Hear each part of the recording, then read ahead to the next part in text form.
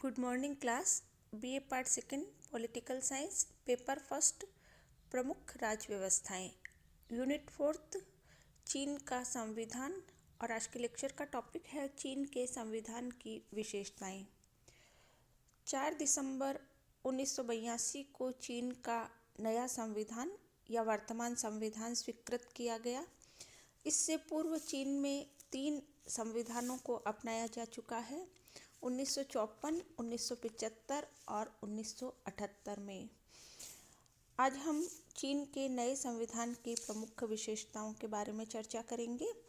First point है संक्षिप्त, लिखित तथा निर्मित संविधान।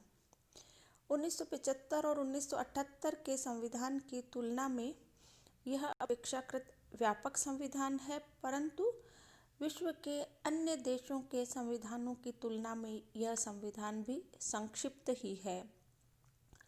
वर्तमान संविधान में 138 अनुच्छेद है और 4 भागों में विभाजित है। इसमें एक प्रस्तावना भी दी हुई है। इस प्रस्तावना में जनवादी चीन के ऐतिहासिक विकास अनुभवों का विवरण दिया गया है। इसमें संविधान के दर्शन, दल के प्रत्यक्ष शासन तथा सामाजिक व्यवस्था को परिभाषित किया गया है। अन्य आधुनिक राज्यों के संविधानों की तरह यह लिखित है। इसका निर्माण विशेष रूप से नियुक्त की गई एक समिति तथा जनवादी कांग्रेस ने किया है। संविधान के प्रथम अध्याय में सामान्य सिद्धांतों जनरल प्रिंसिपल्स का वर्णन मिलता है। दूसरे अध्याय में नागरिकों के मौलिक अधिकारों तथा कर्तव्यों का उल्लेख किया गया है। तीसरा अध्याय राज्य संरचना अर्थात सरकार के विधायी, कार्यकारी और न्यायिक अंगों पर प्रकाश डालता है।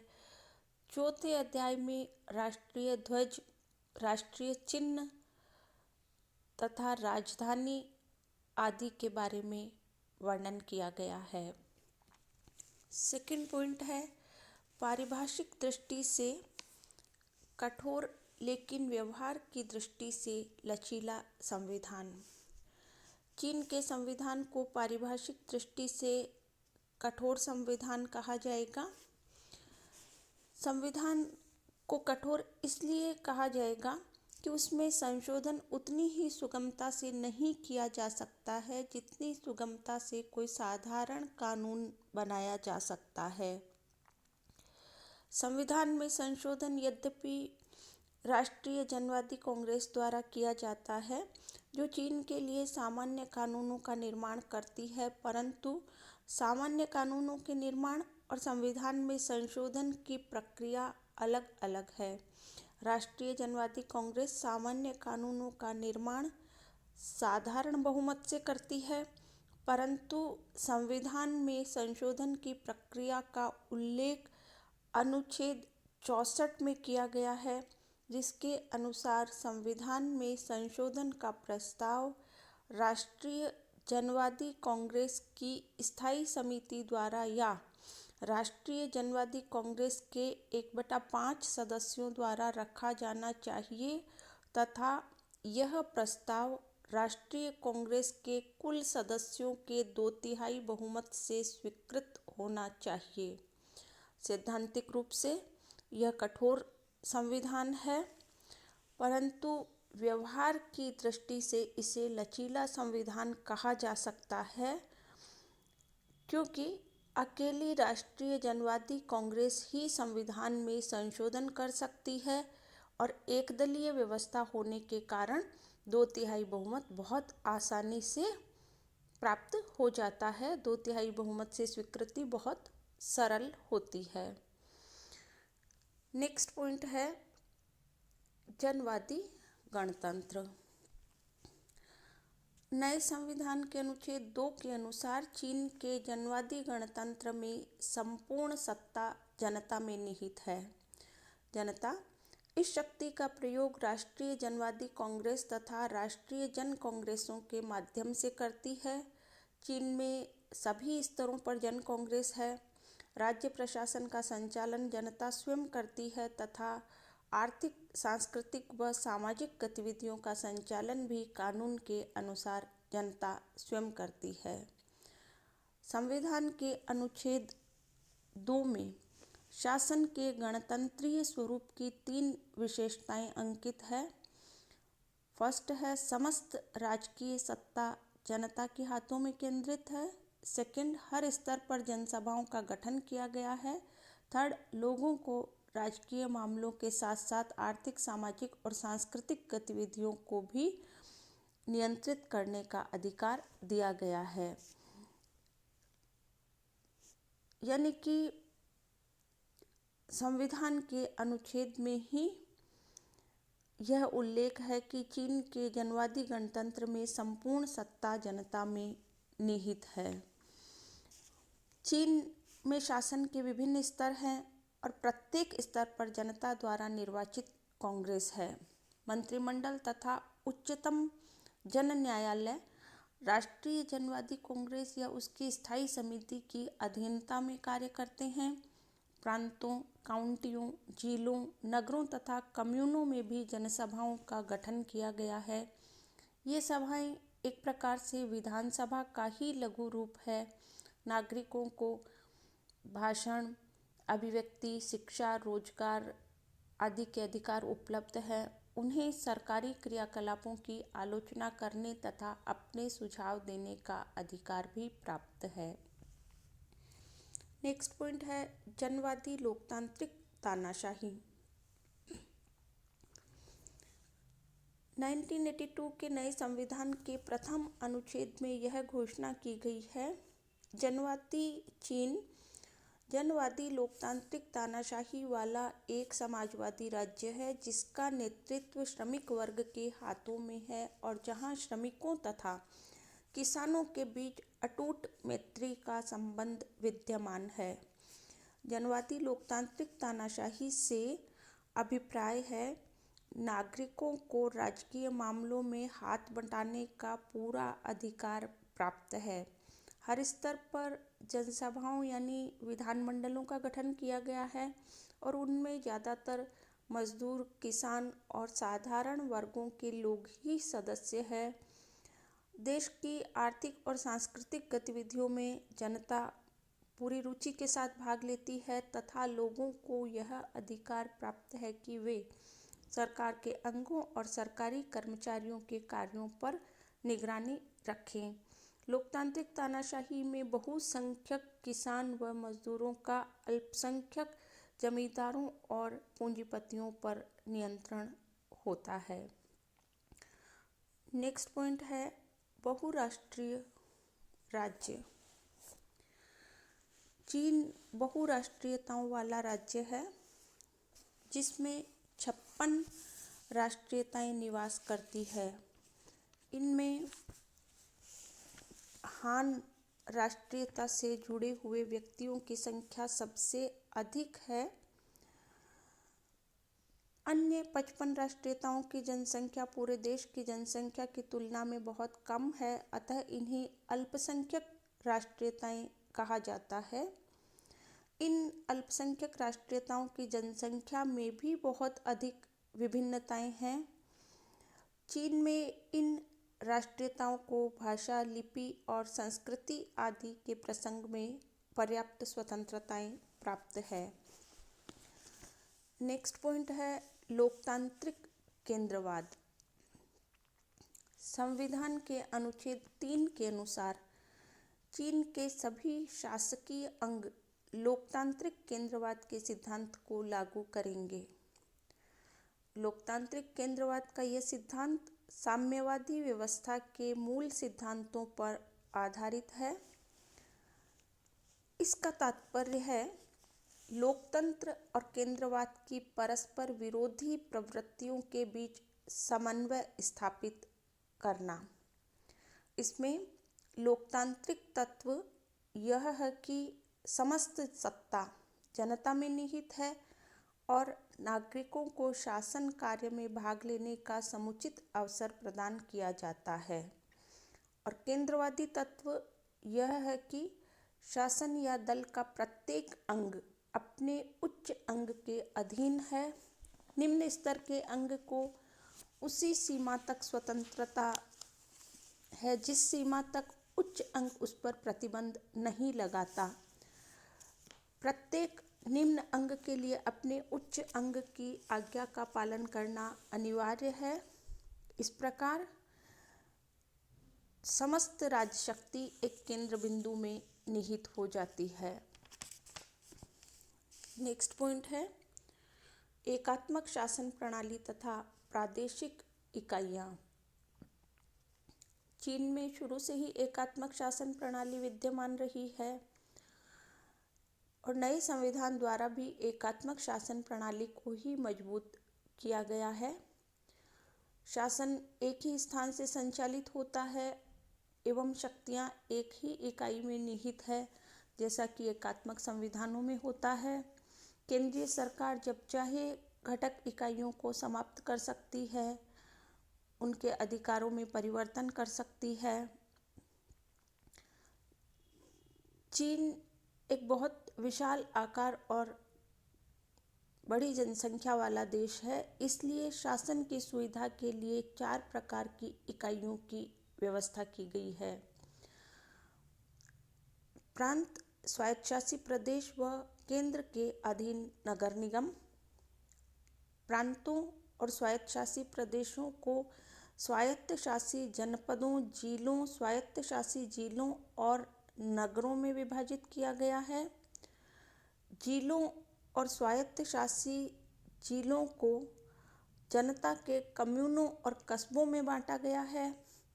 स्वायत्तशासी प्रदेश, स्वायत्तशासी जनपद और स्वायत्तशासी जिले अल्पसंख्यक जातियों के राष्ट्रीय आत्मनिर्णय के अधिकार की रक्षा के लिए बनाए गए हैं।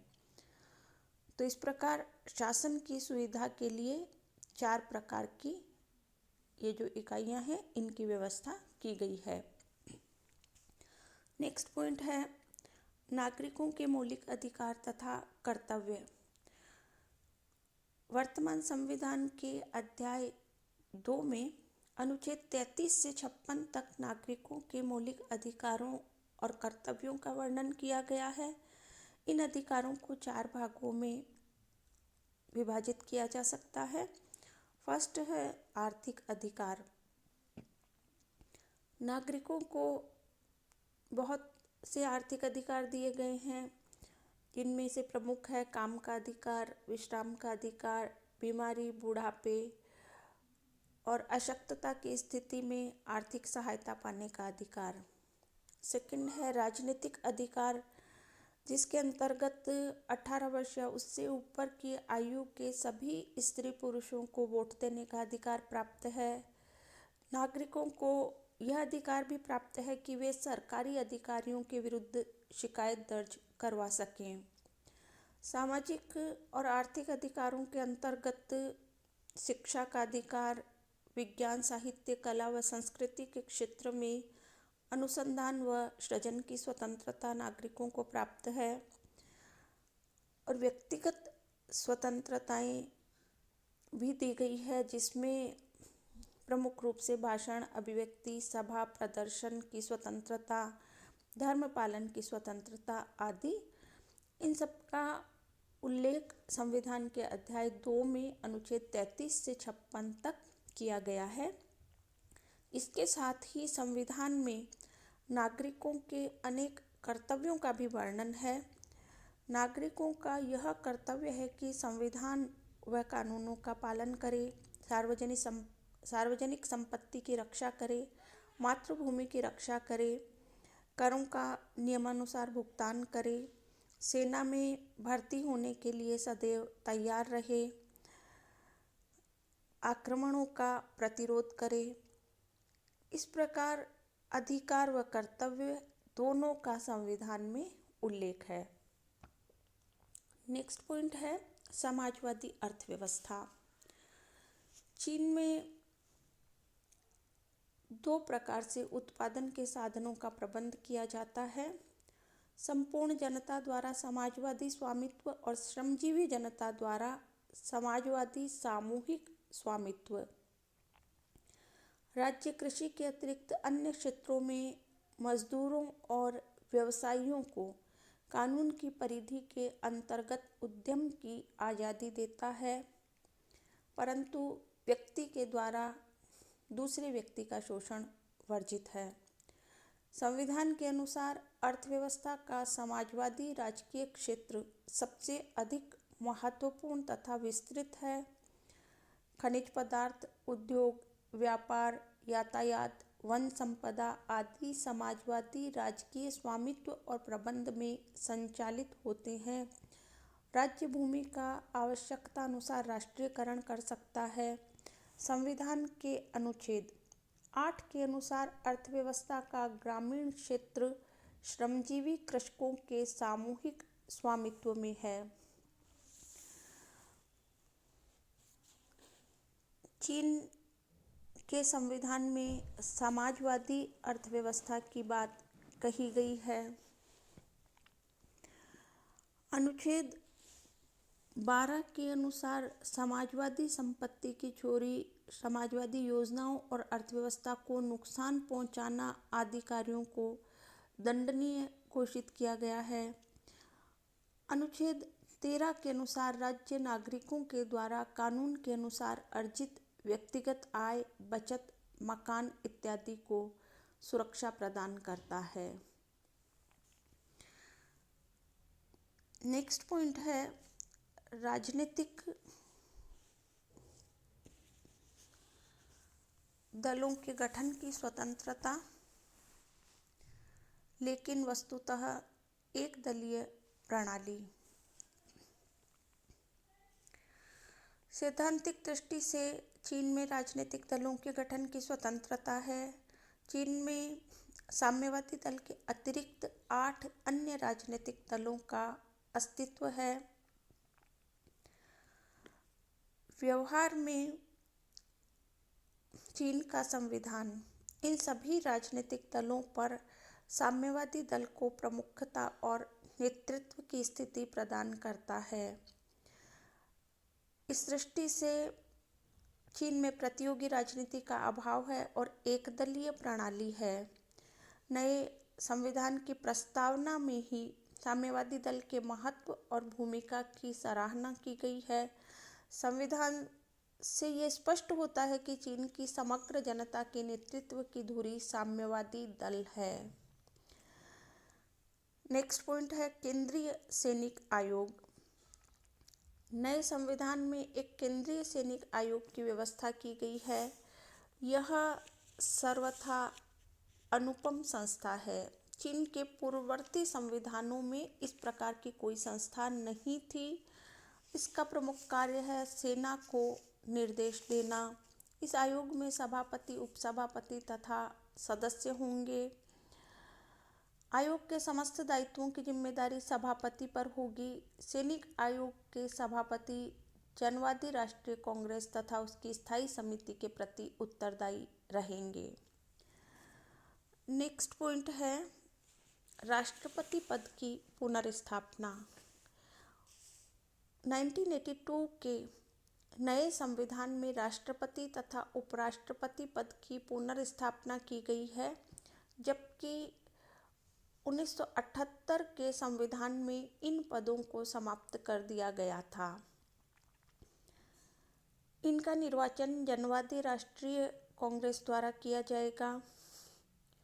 राष्ट्राध्यक्ष द्वारा किए जाने वाले समस्त औपचारिक कार्य जैसे आदेश जारी करना, प्रधानमंत्री की नियुक्ति, ऑडिटर जनरल की नियुक्ति, विदेशी राजदूत से प्रमाण पत्र देना, ये कार्य राष्ट्रपति को करने होते हैं। राष्ट्रपति का कार्यकाल 5 वर्ष का रहेगा। 2018 से पूर्व 2 बार के लिए राष्ट्रपति नियुक्त हो सकता था।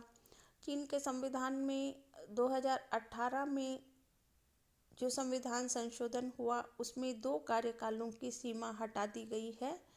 अब राष्ट्रपति, उपराष्ट्रपति अनिश्चित काल तक पद पर रह सकते हैं। नेक्स्ट पॉइंट है विदेश नीति के सिद्धांतों का उल्लेख। नए संविधान की प्रस्तावना में चीन की विदेश नीति का वर्णन मिलता है। विदेश नीति के संबंध में कहा गया है कि चीन का भविष्य समस्त दुनिया से संबद्ध है। चीन पंचशील के आदर्श का पालन करेगा। वह दूसरे देशों की प्रादेशिक अखंडता का सम्मान करता है। वह शांतिपूर्ण सहअस्तित्व में विश्वास करता है। चीन साम्राज्यवाद उपनिवेशवाद का विरोध करता है और विकासशील देशों के राष्ट्रीय स्वतंत्रता के आंदोलनों का समर्थन करता है। इस प्रकार प्रस्तावना में विदेश नीति के सिद्धांतों का उल्लेख किया गया है। इसके अलावा चीन में जो न्यायपालिका की स्थिति है वह भी इस प्रकार की है कि न्यायपालिका की स्वतंत्रता, सर्वोच्चता और निष्पक्षता जैसे सिद्धांतों को वहाँ स्वीकार नहीं किया गया है। वहाँ न्यायपालिका प्रशासन का एक अधीनस्थ अंग है। संविधान की व्याख्या करने, संविधान विरोधी कानूनों को रद्द करने और सरकारी हस्तक्षेप के विरुद्ध नागरिकों के मूल अधिकारों की रक्षा करने का अधिकार न्यायपालिका को प्राप्त नहीं है।